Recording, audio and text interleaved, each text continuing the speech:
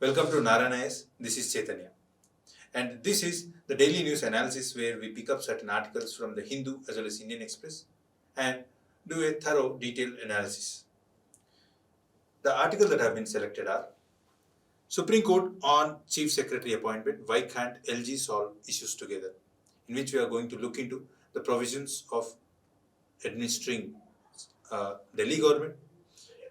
At the same time, the constitutional provisions which clearly spell out how the government of Delhi as well as legislature of Delhi is to be constituted and why there is a continual rift between LG as well as Delhi's chief minister.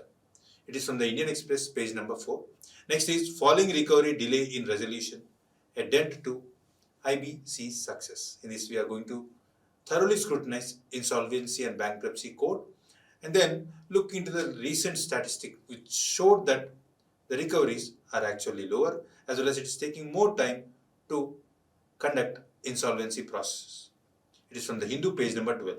Next is the forgotten citizen which deals with the issues faced by the migrant labor. It is from the Indian Express, page number 10. And next is why did a NASA spacecraft fire a laser at Earth and why it is a big deal? It is because of the way we were able to attain communication in the space despite being such a long distance from the destination. We were able to successfully communicate using a laser, that too in infrared spectrum. It is from the Hindu, page number 15. And the last one is how mangroves trap carbon, in which we are going to see how mangroves are important to stabilize the coastal ecosystem and increase the carbon sequestration. It is from the Indian Express, page number 12. Now, let us look into the article, Supreme Court on Chief Secretary's appointment. The article is on the rift that is seen between the Lieutenant Governor of Delhi and Delhi State Government, that is the Chief Minister. We try to understand the background behind it, the reasons why the issues are surfacing again and again, and how the Supreme Court has tried to establish a peace between both the parties. The title of the article is Supreme Court on Chief Secretary appointment. Why can't Chief Minister and Lieutenant Governor solve the issue together so that the administration of Delhi could be done in a smooth fashion? The relevance, constitutional provisions of Delhi UT, that is what we are going to see to make sense why the issues, and power of LG, issues between LG and Delhi. Coming to UPSC syllabus mains, it is functions and responsibilities of the union and states. Added to it, the federal structure and devolution of power. Because Delhi is a UT and that leads to certain challenges. Added to it, the power that has been vested with the Delhi government, state government, is similar to that of state. So, some argue that it is also impacting the federal balance. We have previous year questions on it as well. For example, the governor and elected government of Delhi, which we have seen in the year 2018 UPSC Mains. The context. The context is the Chief Justice was hearing a case where the centers and Delhi government are the party, that is central government and Delhi government. Central government is obviously represented by the Lieutenant Governor. I mean, not in this case, but the actions of the Lieutenant Governor are considered to be the actions of the central government. Why? Because Lieutenant Governor is appointed by the central government.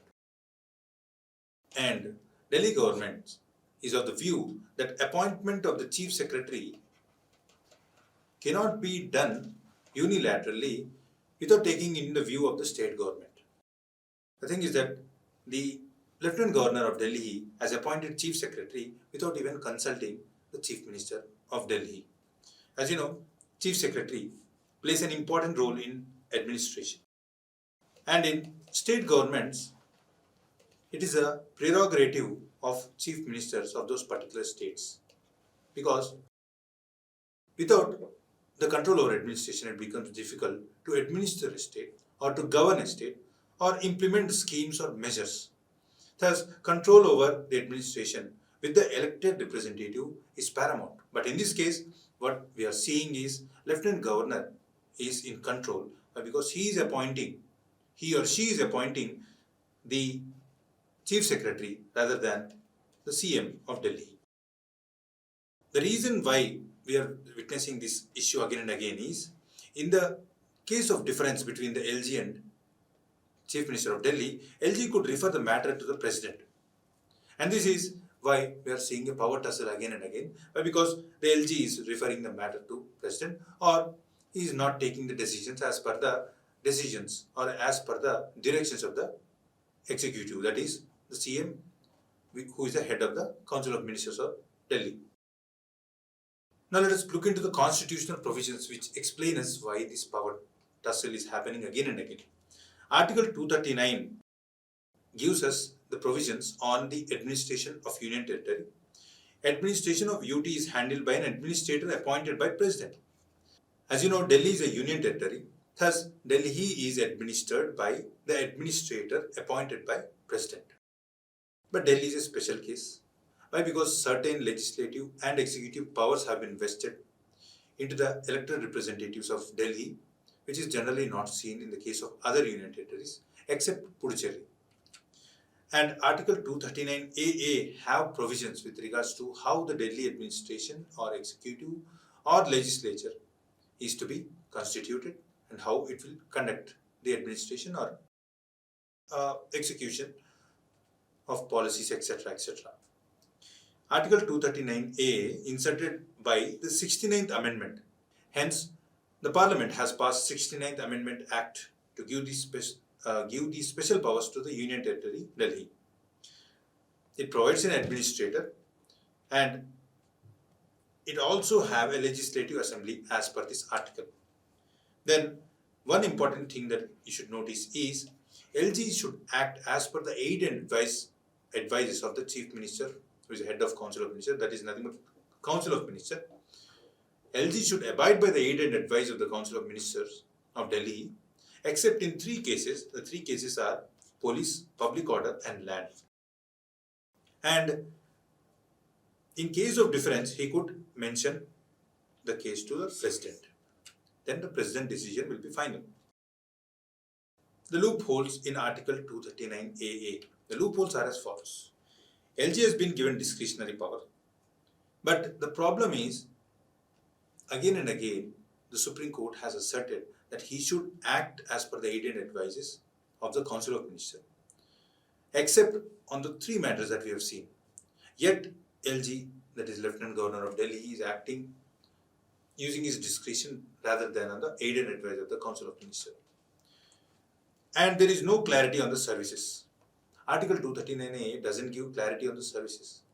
Thus, what it is leading to is the discretion being used by Lieutenant Governor to control the administration of Delhi. And that is the reason why LG has unilaterally appointed the Chief Secretary.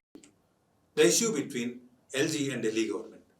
Firstly, in 2015, what we have seen is Ministry of Home Affairs have indulged itself in posting of Delhi government officers without consulting the Delhi Chief Minister or Delhi government. Then what happened? Delhi government has gone to the Supreme Court to get the clarity over who is in charge of the administration. Then in 2018, what happened is there was a difference of opinion on the bills that led to stalling of passage of certain bills.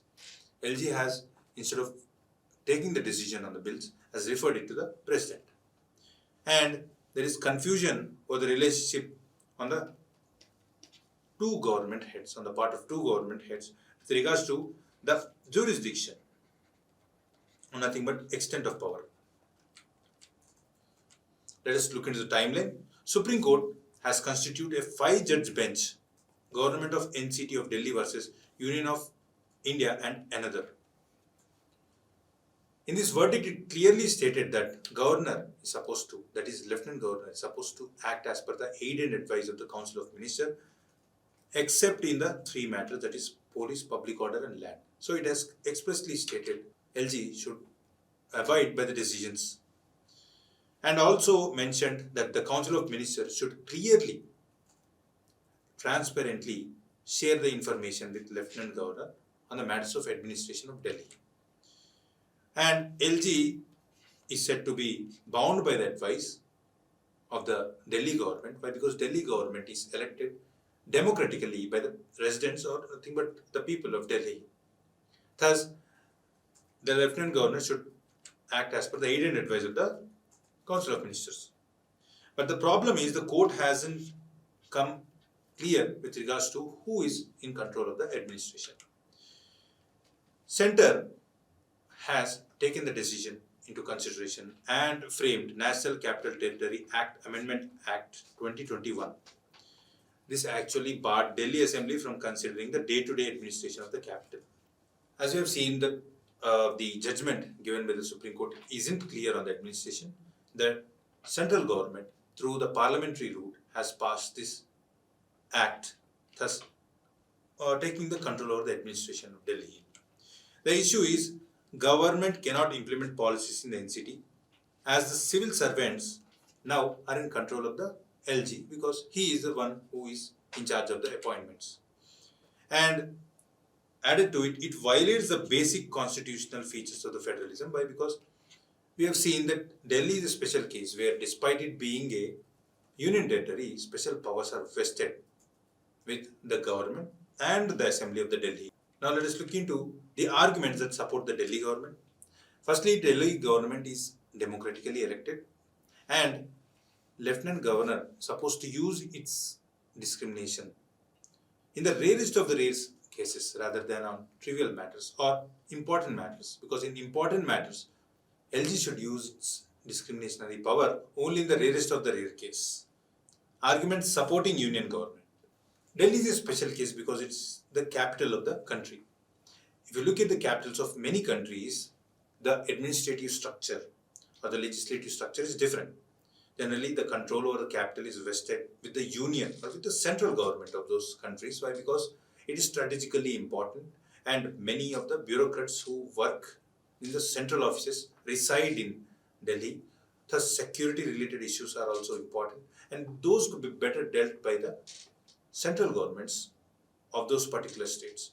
Thus, many argue in favor of the central government that it is required to dilute the powers of the state so that center could have a better control over the administration of the Delhi or improve the security prospects of the Delhi through appointing special forces, etc., etc. Added to it, the constitution actually permits the parliament to control the union territory. As Delhi is union territory, so parliament is already vested with the power to frame laws with regards to Delhi or to see that it is administered in a particular manner.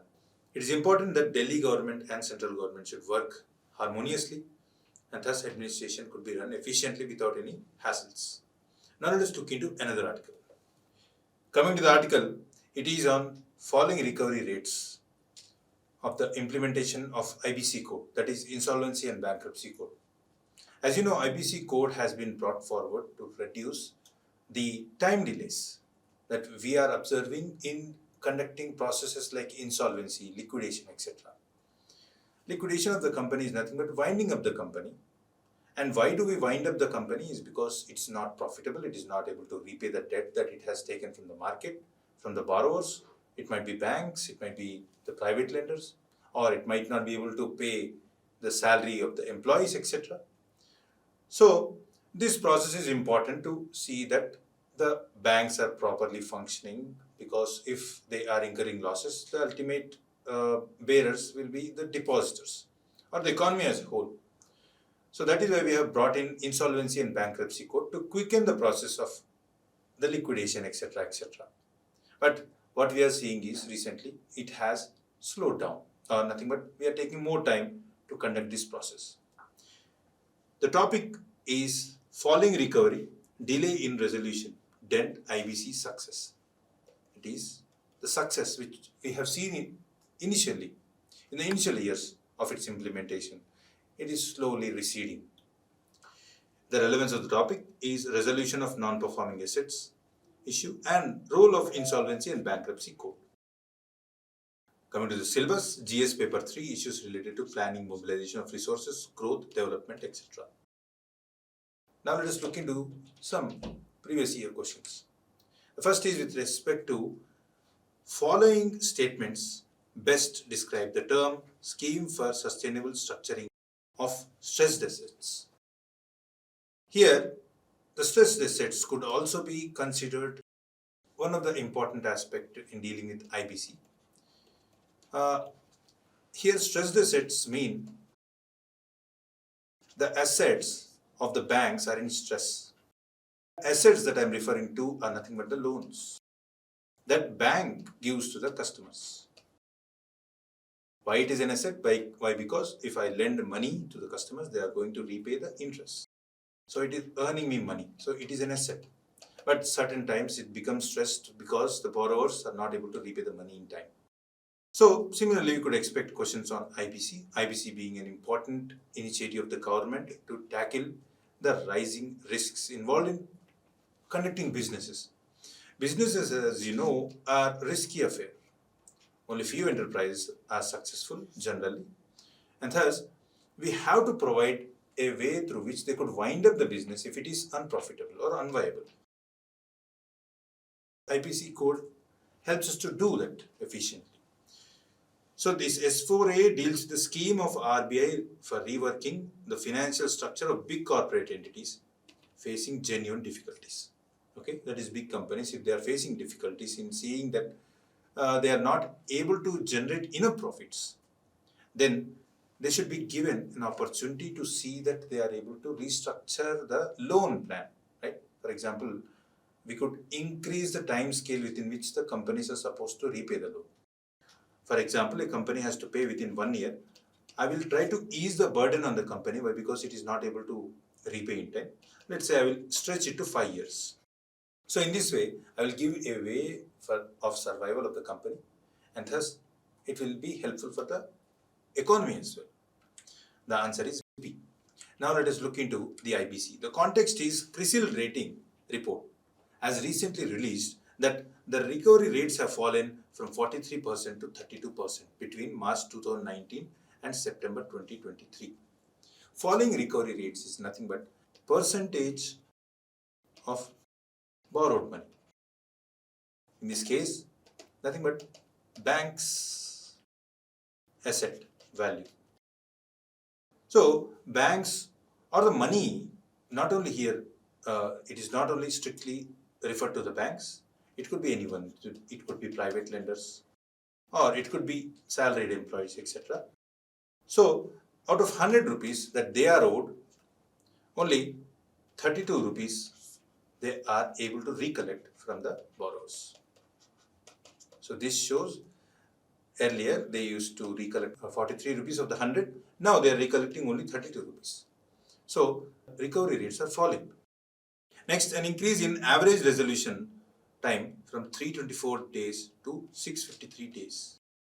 So the days that are taking to complete this process of IBC, that is the resolution process, you're trying to solve the issue, is increasing. Why this is important? Because if you take more time to solve, it is a loss to the lenders or the employees, because firstly the value of the money falls as time progresses due to inflation. Added to it, the another issue that we have to take care of is the reduction in the asset value or the value of the company's assets.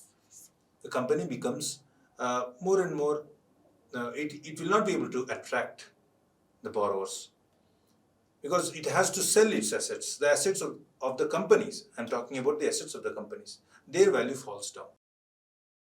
So what is non-performing assets?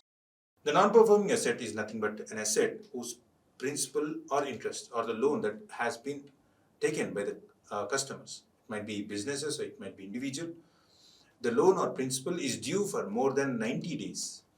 So since 90 days, if an individual is not able to or entity is not able to repay the loan or the interest, both principal and interest, then it is called a non-performing asset. For the farm loans, it is different. As we have seen, the asset is nothing but a loan. Why we are bringing this issue of non-performing asset is to make you learn what asset is. Let us look into the brief background of the IBC code.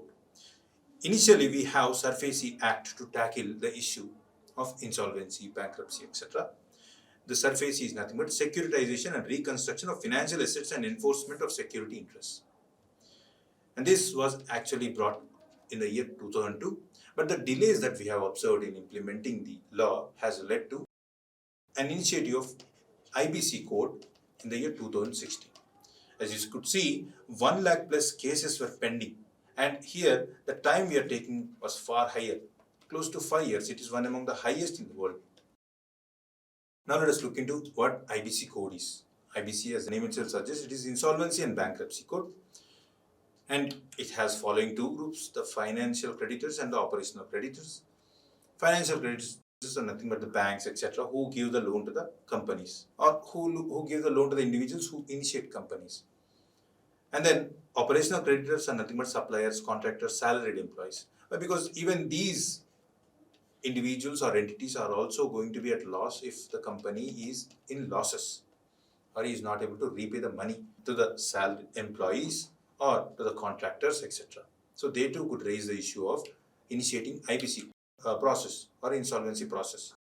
And if an individual or partnership firm or company, if they are defaulting, that is not able to pay the money, then above creditors can approach National Company Law Tribunal. NCLT is nothing but an institution which has its base or its foundations in IBC code that will take care of the process of insolvency. Then we have insolvency professionals who submit the resolution plan. See, insolvency professional, as the name suggests, is a professional who takes care of the insolvency issue. He will be employed by the company or by the committee of creditors to frame a plan through which we could actually solve the IBC issue. Okay, I will call him. For example, if I have an issue in the company, I will call him and try to convey the issues with the company, and he will come up with a plan. He or she will come up with a plan through which we could tackle the crisis of the company. So and so issues could be tackled through a particular plan through which we could make the company profitable, and then we will be able to repay the loan. But it might or might not be acceptable to the creditors, or in this case, the operational creditors or the financial creditors. They might be of the view that this plan might not work, and they could be of the view that the company will keep on generating losses, and these losses will make it further unviable for them to recover the loan. So what happens is, they will go for a liquidation plan with the approval of the creditors. Nothing but the creditors who extend the loan. They will come together and accede to the process of liquidating the company, nothing but winding up the company in entirety to get their due. What we have to take note of is, IBC is not applicable to willful defaulters and incapable defaulters. This you have to keep in mind. This is one of the criticism of IBC code. Then, the important thing with the IBC code is winding up the process within 330 days. But this is not clearly the case if you look into the stats that we have seen earlier by the report. And IBBI is a statutory body that monitors and implements INB code, IBC code. It is Insolvency and Bankruptcy Board of India. It will try to monitor the process that is carried out under IBC code. Now let us look into important aspects of IBC code. Since its inception in 2016, what we have seen is it has improved credit culture. That is borrowing culture, the borrowing by the companies. The companies are now borrowing so that they could repay it, not get away with the borrowed money. Why? Because certain times companies, certain entities try to borrow the money just for the sake of borrowing rather than improving their business operations. They try to get hold of the money. Of course, if they misuse the money that they borrowed from the banks, it amounts to fraud, and that could be took up. We can take that matter to the court of law. But certain times it is not done in a prudential manner. Thus, we have to tackle it as soon as possible. Why? Because if more losses are incurred in the country, then it becomes a financial crisis. Thus, tackling it is important. Then we have seen deterrence the large bad loan cases. That is, it created a fear among the large loan borrowers. Thus, they are trying to resolve the matter as soon as possible before the banks are taking up the issue with the IBC way, that is Insolvency Bankruptcy Code way, as I already explained you, hiring insolvency professional, etc. before initiating this process itself, what the big borrowers are trying to do is solve the issue with the banks itself rather than initiate the insolvency processes. Then what we are seeing is the falling recovery rates. There are many reasons for this falling recovery rates. It is important for us to reduce the time that we are taking as of now and see that we solve the matter as soon as possible. Now let us look into another article. This article is on the forgotten citizens, which are the migrants. Migrants, as you know, are nothing but the people who migrate or move from one place to other in search of livelihood or work opportunities. India presents a case where the migrant workers are facing many issues in the place where they are moving for work. In this article, we are going to see the troubles that they are facing and the legal provisions that exist to actually see that this is done in a harmonious or smoother way, so that workers who are migrating get certain benefits or their issues are taken care of, etc. And then we are going to see the measures taken by the central as well as certain state governments to meet the needs of the migrant workers. The title of the article is The Forgotten Citizen. The relevance of the topic is it will deal with the migrant people and the concept of cycle migration in India, and mains GS2 social justice and GS3 economic development and labor welfare. We have seen certain questions that are asked in the previous year examination of the UPSC, that is trends of labor migration. So this topic is relevant for examination. The context is the recent mishap that has occurred in Uttarakhand. It is an indication of the issues that they are facing, the disasters. It might be environment related or it might be the workplace related, where they are witnessing certain fire accidents or the building collapses, etc.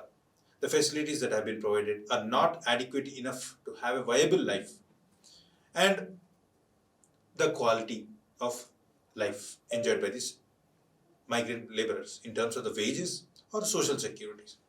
So these all need to be taken care of. And why it is important will also be seen by us. So on 12th November, 41 laborers got trapped in an infrastructure project where they are building a tunnel. And amidst this disaster, what we need is increasing the welfare measures that target the migrant workers. Now let us look into the statistics. Internal migration in India. As per the census 2011, what we have seen is the migrant population constitutes around 37% of India's population. That is closely around 36 crore people are the migrant workers in India. As per the status of migrants, we could divide the states into two. The two are origin states or the destination states. The origin states are nothing but the states from where the migrants take off to other states, that is they look for such destinations so that they could find workplace in other states. And the origin states are Uttar Pradesh, Bihar, Rajasthan, Madhya Pradesh, Jharkhand, Odisha, etc.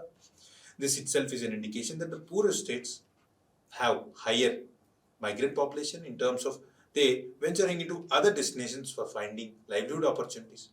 We have to reduce the migration in the country, and one of the ways through which we could do is improve socio-economic developmental levels of the poorer states, economically weaker states. The destination states are nothing but the prosperous states where the industrial activity or livelihood opportunities are higher. These are the Maharashtra, Delhi, Gujarat, Tamil Nadu, Karnataka, Punjab. Now let us look into the connectivity between economic development and the labor force. Migrants are the backbone of the country. Why? Because their indulgence in the development of the infrastructure could be easily noticed. They are hired to work in these big infrastructure projects across the country. So they are the builders of the infrastructure of this country. Thus, there is a symbiotic relationship between the two. Next, the role of migrant labor in infrastructure development. How the role of migrant laborers is important. Firstly, the labor availability. The country has enough demographic potential to give the requisite labor for working on infrastructure projects. And it's cost effective because generally the services offered by the migrant laborers are cheaper in terms of the cost incurred, then the mobility and adaptability, contribution to progress in terms of development of infrastructure, and the skill which they bring from various regions along with them while they migrate to urban areas or any areas in search of livelihood. The challenges that they are facing is they are used as a disposable labor. We need more protection to be extended to them because of their vulnerability. They migrate from their home states, and taking care of them is important. Why? Because the documents that are required to get benefits of state schemes, states government schemes, they do not have to avail all the schemes that generally the state governments provides to the residents of the states. And thus it becomes difficult to survive on their own given the lower wages that they receive from the work that they are doing in the urban areas. Added to it, they are new to the place, and thus there is social exclusion and discrimination. Their cultural or linguistic backgrounds are different from the residents of the states in which they are working. So, what we generally also see is the associated discrimination, the prejudices, that is, negative stereotypes that the people or inhabitants of those states have on the migrant laborers. Many times they view as if they are grabbing all the opportunities. Generally, in India's case, migration is low skill. Not that it is not high skilled migration, it's generally low skill in informal organizations or informal works. And that is why we are seeing exodus of migrants as well in certain occasions where they are targeted. What we require is dignity. We have to extend dignity to the migrant workers given their contribution in the development of this country. Then we have lack of legal protections. Legislations are in existence, but they do not comprehensively cover all the issues that they are facing. At least we need to register the migrant workers so that they could receive the benefits from the destination state governments. Added to it, the labor laws, etc., are not stringent enough to take care of the needs. For example, the quality of the work, that is safety related issues, or minimum wages. We have to ensure that they receive minimum wages, or social security measures, etc. And that is what we are stressing about, that is the inadequate social support in terms of the income levels or employment security. They do not generally find formal employment opportunities. And thus, all these are leading to their inability to get quality healthcare, education, housing, etc. And then limited policy focus or policy focus is not adequately addressing the issues faced by the migrant laborers. We have legal framework, that is legislations to take care of the migrant laborer. Interstate Migrant Workmen Act 1979. There are provisions with regards to registration that is to be done by the destination states. That is documenting the migrant laborers. And the contractors should obtain a license from both the host state as well as destination state to get the approval from the government to hire them. But this is generally not implemented strictly. Added to it, we have certain issues with the Act. First, as we already seen, it is not being fully implemented. The other is this labor code, that is the recently framed 4 labor codes, have subsumed all the provisions that are in the Interstate Migrant Workmen Act 1979. Thus, exclusive legislations to tackle with the issues of the migrant laborers are not being framed at the moment. States which have tried implementing the Act, certain states have done their fair share to implement the Act. MOU has been signed between Odisha and Andhra Pradesh, where they exchange the information on the migrant workers. As you know, the people from Odisha migrate to Andhra Pradesh in search of livelihood. Now, both the states are cooperating with one another with regards to this, And Kerala, to increase the dignity of the migrant workers, have referred the migrant workers as guest workers. And there are facilitation centers as well to take care of the needs of the migrant workers. This could be adopted by other states because dignity of the migrant workers should be protected. Now let us look into the initiatives taken by the government. Pradhan Mantri Garib Kalyan Yojana. Under it, central government has released a package of rupees 1.76 lakh crore to extend facilities to the poor, needy, and the one who are working in the unorganized sector. Then we have PM Swanidhi scheme. This scheme tries to meet the financial needs of street vendors. Then we have Pradhan Mantri Garib Kalyan Rozgar Yojana. As the name suggests, it wants to promote the livelihood opportunities to the poorer sections of the country. It is initiated in 116 districts. Next, we have State Migrant Cell, which involved in creating a database of the migrant workers because we lack adequate database which is comprehensive enough to analyze the movement of the migrant workers or to trace the migrant workers. And this has been seen especially during the time of COVID. And we have E-Shram portal, which is a national level database. National level database is also important to analyze at the national level. And then we have national policy on migrant workers. It is a draft national policy, as the name itself suggests, on migrant workers.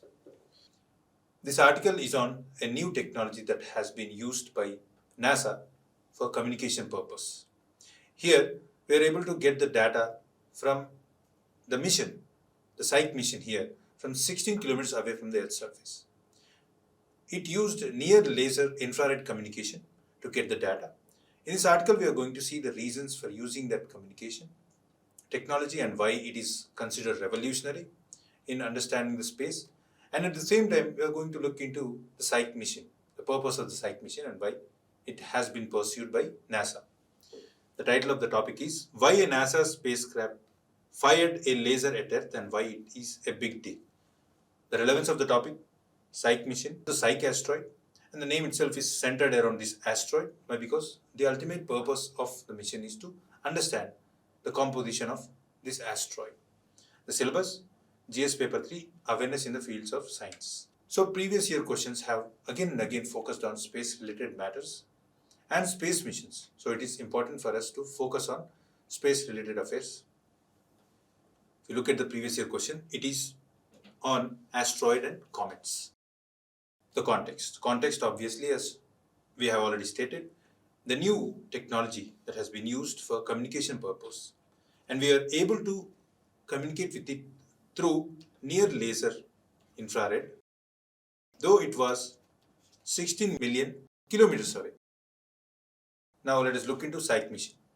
The objective of the mission is to understand the asteroid Psyche. So we are going to thoroughly examine the Psyche and make certain observations of it. The region where this asteroid is situated is in the asteroid belt, which is beyond Mars and which is in between Mars and Jupiter.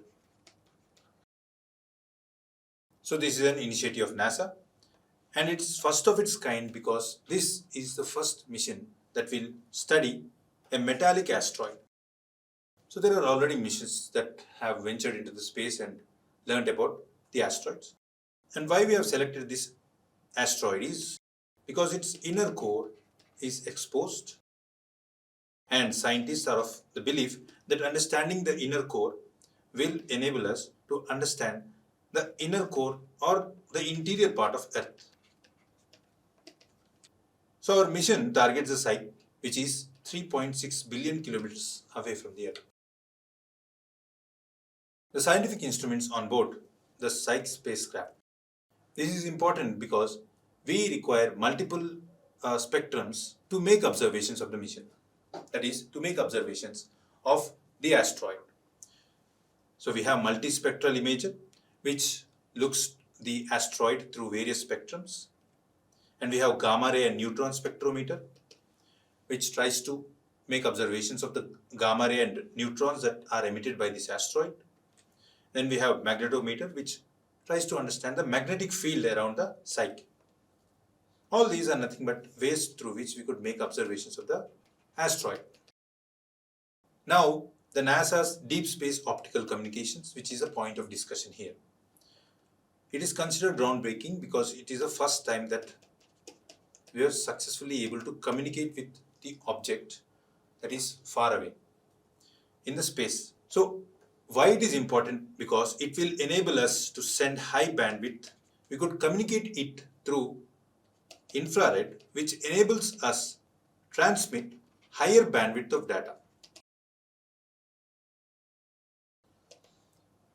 How it is possible? It is because the frequency of infrared waves is greater than radio waves. Generally, we use radio waves in communication in the space. Why? Because of the ability of the radio waves to transmit the data far off regions. And radio waves gives us scope to detect the signals easily because of its higher wavelength. But the problem with the radio waves is lower frequency. Thus, our ability to transmit quality data, that is high bandwidth data, is not possible with radio waves, whereas through infrared we could send high bandwidth data. This enables us to send quality data, and this quality data obviously enables us to improve our observations in the space. Because, for example, we could transmit HD images, and that depends upon the bandwidth of the data. But the only issue with deep space optical communications is we need the ability to transmit the data by targeting the receiver from the transmitter, which is not a problem in the case of radio waves. Now let us look into asteroid 16 Psyche. The distance of it is 370 million kilometers from the Earth, and the diameter of it is 140 miles. Why it is important? Because of its unique composition, and it has a composition of iron and nickel, which is similar to Earth's core. So scientific are of the view that it could enable us to understand the Earth's core.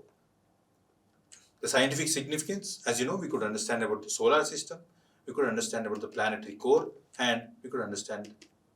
Now, let us look into another article. This article is on how women of a particular village have collaborated to improve the conservation of mangroves. A civil society has started an initiative to improve the mangrove cover in the coastal areas in a particular village that led to increase of the mangrove cover, at the same time conservation of the existing mangrove covers. It has led to safeguarding that village from the possible disasters that we generally look in the coastal regions. For example, we have the possibility of impact of cyclones or tsunami, and these mangrove covers stabilize the coastal ecosystem and also protect the inland from the impact of the cyclones, etc. So in this article, we are going to look into what the mangroves are, why they are important for conservation, how to reduce the carbon through capturing of the carbon dioxide from the atmosphere by the mangroves. The title of the article is How Mothers Are Creating a Forest to Save the World's Largest Delta. The relevance of the topic, mangroves, coastal blue carbon. Syllabus, it is about the biodiversity and climate change. We have previous year questions on mangroves as well. The 2004 tsunami impact. As we already seen, the mangroves have the ability to withstand the tsunami impact and thus safeguard the coastal regions. The context in which this article has been presented is the community-led initiative that led to increased mangrove cover, at the same time safeguarding the existing mangrove cover. That led to resilience in the forests. And this has been witnessed in the Sundarban that we see in the Bengal region. And what is coastal blue carbon? Coastal blue carbon, as the name itself suggests, it is in the coastal regions, and carbon is nothing but the carbon dioxide that we have in the atmosphere. And blue is nothing but somewhere in the oceanic region. So, the name indicates of the carbon that has been stored in the coastal regions in salt marshes, seagrass meadows, and mangrove forests. And these, as you know, exist in the coastal regions. And what they do is nothing but reduce the carbon dioxide content in the atmosphere by absorbing through photosynthesis. And in this case, mangroves have the unique quality of storing this carbon in the soil. Thus, their ability to absorb the carbon dioxide from the atmosphere is higher when compared to other plants. In this picture, you could see the coastal ecosystems, mangroves and salt marshes, sea meadows, etc., where mangroves absorb the carbon dioxide from the air. What are mangroves? Mangroves are the salt-tolerant plant communities. These salt-tolerant plant communities which inhabit or which grow in the tropical and subtropical intertidal regions of the world. So these are present only in tropical and subtropical regions. Now let us look into the statistics of the mangrove covers. Globally, it has been found out as per the Forest Resource Assessment Report of 2020 that 113 countries have the presence of mangrove forest. As you already seen, they are present within the tropical and subtropical regions. And the total estimated cover of the mangroves is 14.79 million hectares. The largest mangrove cover is found in Asia. Now coming to India, India houses around 4,992 square kilometers of mangroves, and it makes up 0.15% of the country's total geographical area. And Sundarbans in West Bengal is hosting the largest mangrove cover in the country.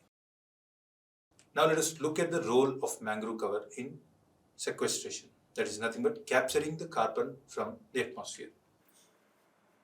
So mangrove covers have the ability to capture the carbon from the atmosphere 10 times greater than other forests could.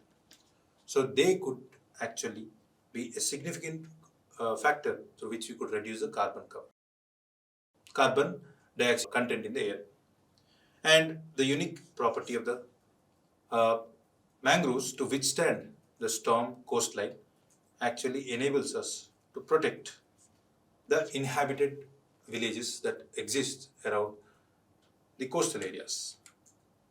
Now let us look into the steps taken to conserve the mangrove cover. The global recognition and alliance. The alliance, as the name itself suggests, enables us to protect the mangroves at the same time, generate awareness among the citizens to improve conservation. And we have Mangrove Initiative for Shoreline Habitats and Tangible Incomes. So, in the budget 2023-2024, an initiative has been started to protect the mangrove cover. After cyclone impact, that is Amphan in 2020, Chief Minister of West Bengal has started an initiative to increase the mangrove cover, for which 5 crore mangroves plants have been pledged. So this completes the article. Let us look into another one. Now let us look into certain prelims questions. First question is on the mangroves. So mangroves are salt-tolerant plant communities found in tropical and subtropical intertidal regions of the world. This is true. We have already seen it in the analysis, and you could also eliminate this option by simply knowing about Sundarbans, etc., which is a part of the mangroves, and it is in the subtropical region. The next, MISTI is an initiative of Budget 2023-24 for protecting and reviving mangrove ecosystems along the coast. Yes, this is true. Next is Sundarbans in West Bengal account for almost half of the total area under mangroves in India. This too is true. So all the three are correct. Question is, select the answer from the options given below. All three. So answer is C. Next is, consider the following statement with respect to asteroid 16 Psyche. First, it is located in Kuiper belt. This is wrong. It is actually located in asteroid belt. Kuiper belt is a belt which is beyond Neptune. And here too, we could see excessive presence of the asteroids. asteroid belt is situated between Jupiter and Mars. Next is, it is believed to be composed mainly of iron and nickel. This is true. And this is the main reason why NASA has started an initiative to understand the core of this Psyche asteroid. Next is, it completes one orbit around the Sun in approximately 5 Earth years. This is true. Next, it exhibits a rapid rotation on its axis, revolving once in just over 4 hours. This too is true. How many of the above given statements are correct? The answer is only 3. Now, with respect to PM Swanidhi scheme, which of the following is correct? So this is a scheme which deals with the street vendors. We have seen while dealing with the migrant workers. So the answer is, it provides loans to street vendors. The answer is C. Next question. Consider the following statements. The Insolvency and Bankruptcy Code 2016 provides for resolution of default claims of willful defaulters. This is false. As we have seen, this is one of the issues with regards to IBC code. It doesn't deal with the willful defaulters.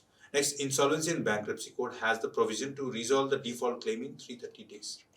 So that is a target that has been set under the code, but we have seen that it is missing the deadline and it is almost taking double the time within which it is supposed to be completed.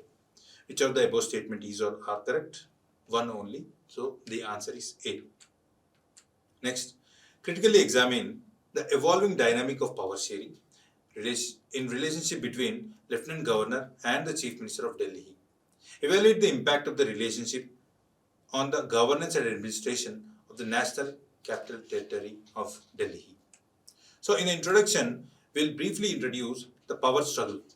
That is, give out the cases where both are not working on the same line. For example, a recent appointment of Chief Secretary, where Delhi government was against the unilateral move of the Lieutenant Governor of Delhi.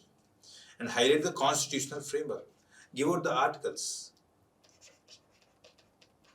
For example, 239 AA. Next, give out the evolving dynamic that exists. That is LG's position. How Supreme Court in its various judgments said that LG should abide as per the aid and advice of Council of Ministers. Next, gradual expansion of CM's role by the Supreme Court's interpretation of what the constitutional provisions are with regards to administration of Delhi, and examine the Supreme Court judgment. Write on the impact on the governance and administration. Because without the control over the administration, we cannot expect the governance of the Delhi to be smooth, because there will be rifts again and again with regards to the LG's role as well as Delhi Chief Minister's role on the interpretations of various provisions, because it too is democratically elected and we elected it democratically to conduct certain operations for the welfare of the citizens or the residents of the Delhi. The impact is due to the dual control between the Delhi government as well as the central government, and inefficiency in civil services because of the inability of the Delhi government to take disciplinary actions upon the civil servants, which Delhi government might view that they are not working efficiently.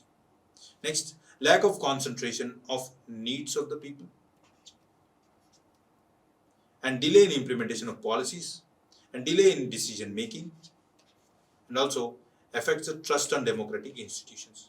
Why policy delay or decisions are delayed? The reason is because Lieutenant Governor could use its discretionary power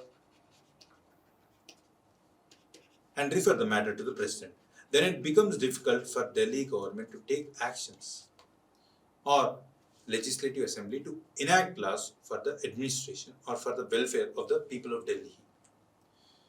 And it affects the democratic institutions. Why? Because Delhi is not in charge of it. Instead, the central government is controlling it.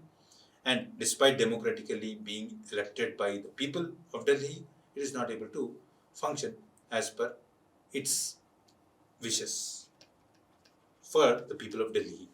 That's the conclusion. You can reiterate the significance of resolving the power tussle. Why? Because of the administrative blockades, and emphasize on the need for a balanced approach where both Delhi government as well as central government could attain consensus and on how to rule efficiently or how to govern the state efficiently so that the welfare of the people of Delhi could be met. This completes the analysis. Please do like, share and subscribe our channel. Thank you.